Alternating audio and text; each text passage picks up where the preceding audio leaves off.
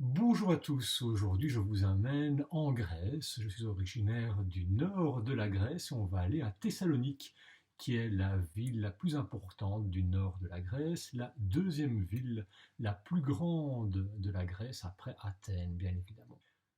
Thessalonique qui est connue pour sa joie de vivre, ses belles plages, sa tour blanche qui est son emblème monumental, qui est une ancienne prison. C'est une ville à la fois industrielle et à la fois où il y fait bon vivre et où on boit du café, et notamment du café frappé.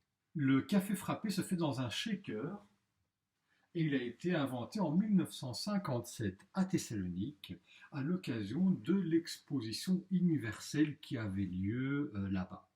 Donc Dimitri Vakonios, qui était un représentant du groupe Nestlé, n'avait pas de café à se faire pendant sa pause. Oh, catastrophe!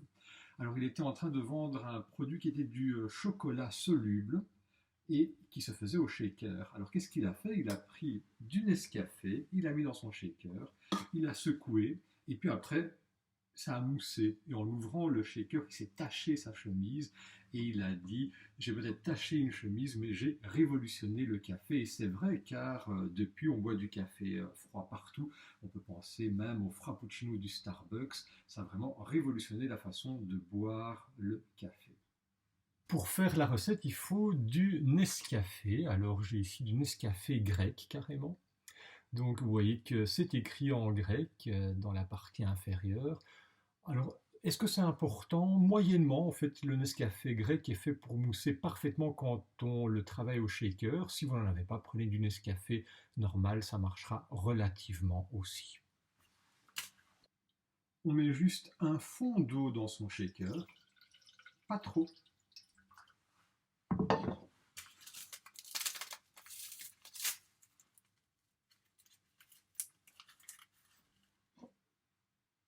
Pour faire une tasse de Nescafé, on ajoute l'équivalent de 2 cuillères à café de poudre de Nescafé.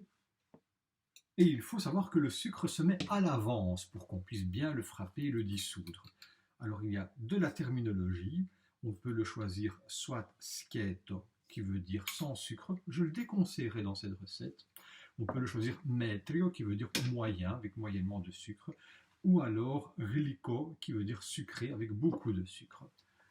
On ferme le shaker et on secoue.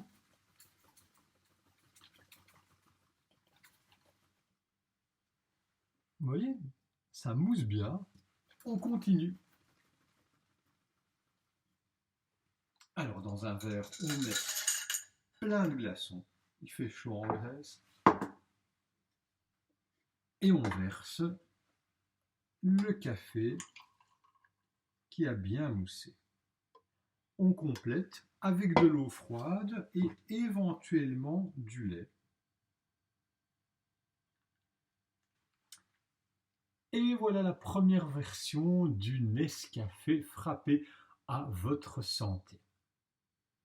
Normalement, pour le service, on peut mettre une petite paille coudée. How dare you! Mais c'est très bien sans paille aussi. À votre santé.